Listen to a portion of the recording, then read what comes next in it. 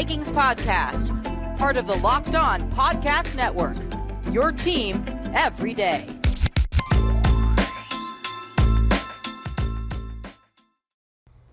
Minnesota won. 49ers won. Minnesota. What's going on, everybody?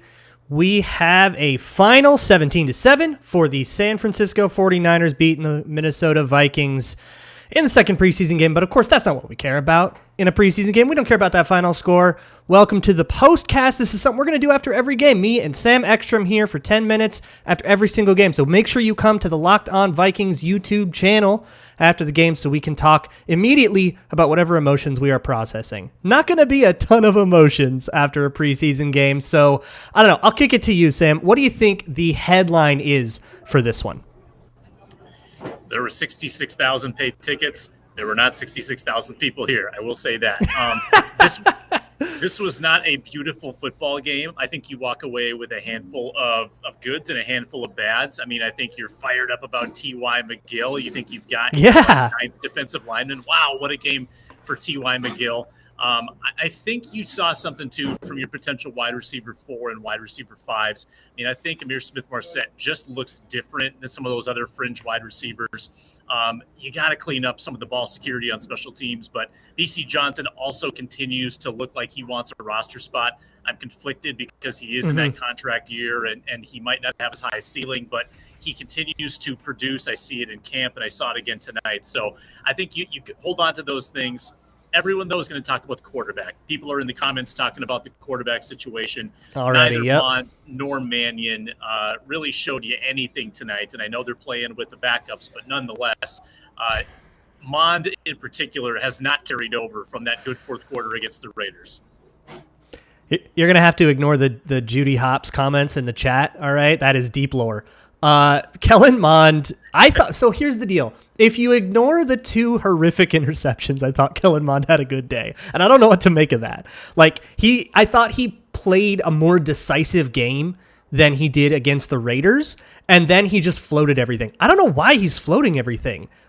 He used to be the guy with the rocket arm that could rifle every single pass. And he's never pulling that club out of his bag. I don't know if he's just in his head, or this is just where he's at in his developmental arc, and the coaches are telling him, hey, work on that throw. But I don't know, it's causing problems, and I don't know if there are problems he can afford to have. I think I'm still where I was at with both these quarterbacks, which is cut them both and trade for someone. I think you get a better backup quarterback that way. And I know maybe Mond could develop in 5 years and be as good as Taylor Heineke, in 2026.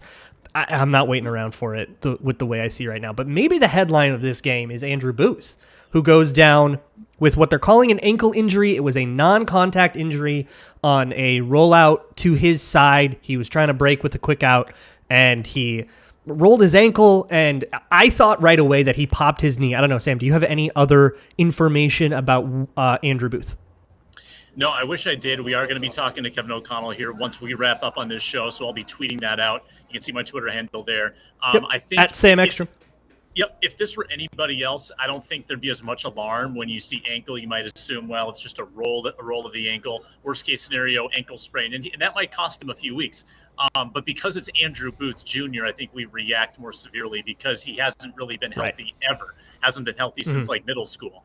And you worry about his fragility. You worry about a non-contact injury. That's never good to see. And obviously, that's arguably your first corner off the bench. So that is someone who could easily be contributing very early in the season. So a lot of reasons to be concerned about that and hold your breath. I do think that ankle over knee is preferable. Yeah. So you can, worst case scenario, he might be out for the rest of training camp and a couple weeks of the season. But best case scenario, maybe he's back next week. So we'll see on him. Obviously, you hate to see, and that's really the first significant, I would say, injury that we've seen in any of these games. The Vikings have been very healthy with a lot of their starters and top backups. Yeah, and if people want more information on that injury history, I actually did a whole episode on it. If you go scroll way back into Locked On Vikings, somewhere post-draft around May, I did a whole episode on Andrew Booth, and a big part of that was describing his injury history, because I think once you get to know it, you can kind of understand this probably didn't have a lot to do with his injury, and it might just be a stroke of bad luck. But To move on, Dave Fredrickson asks in the chat, is T.Y. McGill the second coming of Joe Green? Interesting question. I think we should think about it. Yeah, I think we should too. I mean, the next John Randall I've seen posited. Maybe what about the next Tom Johnson? How about a realistic comparison? The next I like that. Yeah. Yeah. 8-year vet. Cooking in the from a bunch of alignments too. He was rushing from outside a lot. There was a lot of stunting. There was a lot of playing that base end. And I think what happened in this game is a lot of roster decisions got made. I think the wide receiver group really kind of the cream rose and separated.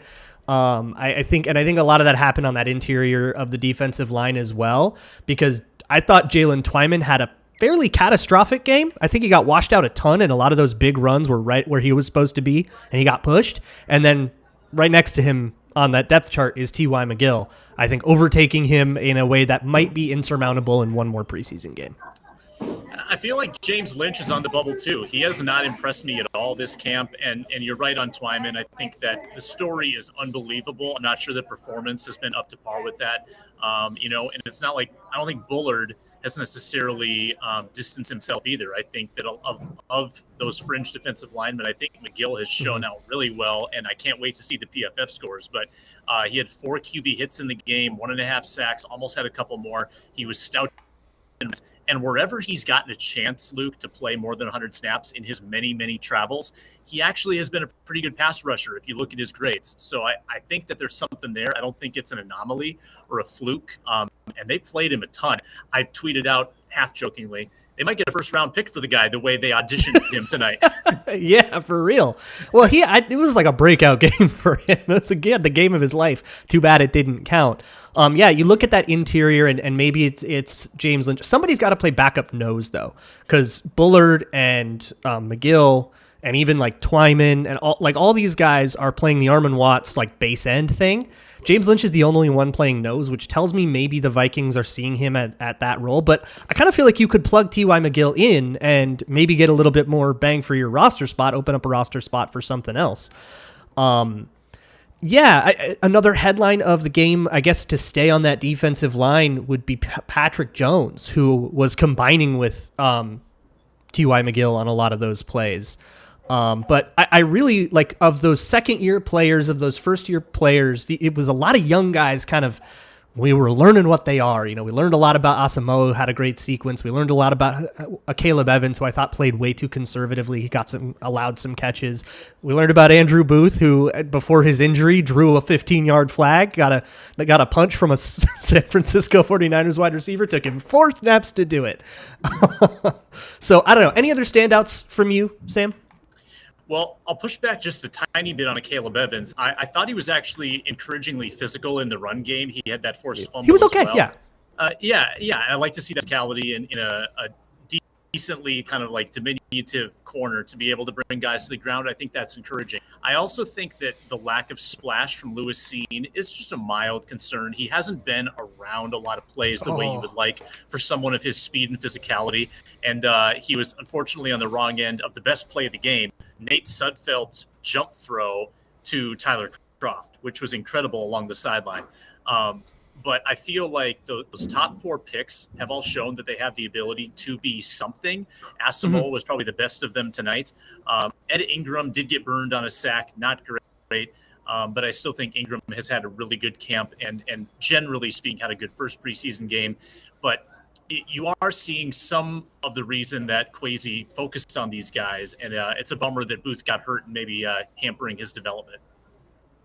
Yeah, and worth pointing out, Ed Ingram and Austin Schlottman were the point of attack men on the only touchdown the Vikings scored all day, pushing guys in. And Ty Chandler didn't have to do anything; he could walk in because those guys got pushed halfway into the end zone. And I will actually push back on Seen. I thought Seen had a decent day. It's hard to know how far he needs to come from, and I think Seen was actually involved in more plays than the coverage would expect him to be, and he looked late because he was, coming way across from other places. But with safeties, it's so hard when you don't have the whole field and you don't know where they were running from and how far away they were. But it's interesting. I asked you about first and second year players. Are you avoiding the Zach Davidson meltdown game? Are you trying not to talk about it, Sam? Yeah, I don't know to what are you referring? I'm not sure who this. I'm drawing a blank. Sorry about. No, I know that people have been disparaging me in my mentions. Zach Davidson has been attached to me for a few weeks now, or he's on his. Which I have been and will continue to encourage. Yeah, I've gotten a lot of heat for it, but I'm just going to rest on my laurels for this one. My KJ Osborne prognostication last year has bought me a year of equity, so I can be wrong this year. Next year I'll have to, probably put someone credible out again. But I'll fall on the sword for this one. It's not going well for my guy. It's not going well at all. No. And it's particularly the sequence. There's a kickoff, and Zach Davidson whiffs the block, and it turns out to be tackled at like the 12. And then the first play, the 49ers bust a coverage, Zach Davidson running wide open down the seam, and he drops it. What could have been, honestly, with his speed, he could have housed that. Or at least it would have been like a 40-yard gain, like a huge thing. Then he just whiffs it. It was a perfect pass from Mannion, who I thought showed us exactly who he was, too. Very, very boring, bland, conservative. Probably declined some deep opportunities, but made a lot of on-rhythm completions. So right now, if you're looking at a backup, you might take that over the volatility of Mond, but I'm still in the world where I don't really like any of them. Look, if you want to hear more about this, you can listen to the Locked On Vikings podcast, which should be up sometime Sunday night. And you can also listen to the Minnesota Football Party on Mondays with me and Sam and Luke Inman and Arif Hassan. Thank you guys for checking out this postcast. We will be doing this every game. So come to the Locked On Vikings YouTube channel and you can hear us do this little 10-minute breakdown. It's all kinds of good stuff. Thank you guys for tuning in. All 65 of you. My goodness. For Sam Ekstrom, I am Luke Braun. You can catch all of this on the Locked On Podcast Network. Your team every day.